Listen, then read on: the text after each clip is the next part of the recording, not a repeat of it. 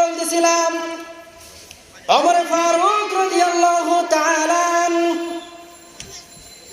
ঈদের মুসাল্লায় ইমামতি করার পরে সমস্ত মানুষকে ঈদগাহে দেখা যায় একে অপরে মুসাফাহা মুআনাকা করে। ওমর ফারুক রাদিয়াল্লাহু তাআলা আনহুকে নামাজের পরে আর ঈদের মুসাল্লায় পাওয়া যায় না। সমস্ত সাহাবাগণ চিন্তায় পড়ে গেলেন। অর্ধ জাহানের খেলাফতের দায়িত্ব পালন করেন ওমর। নামাজ আদায় করার পরে বাড়িতে গেলেন কেন?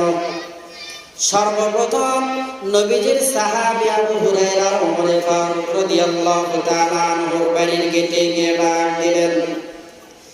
আর ডাক দিয়ে বললেন, ওমর, নামাজ শেষে তড়িঘড়ি করে কেন আপনি বাড়িতে আসলেন?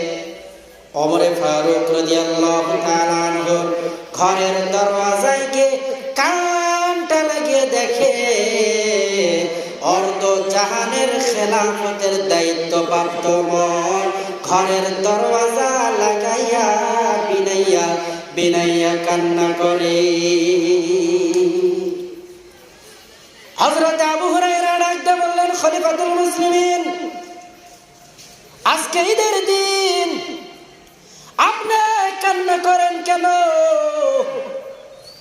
ওমর ফারুক ডাক দিয়ে বলে, ও আবু হুরায়রা ভাই, আজকে ঈদের দিন, খুশি তো ওই ব্যক্তির জন্য যেই ব্যক্তির পুরা রমজান মাসের সিয়াম আল্লাহর দরবারে কবুল হয়েছে।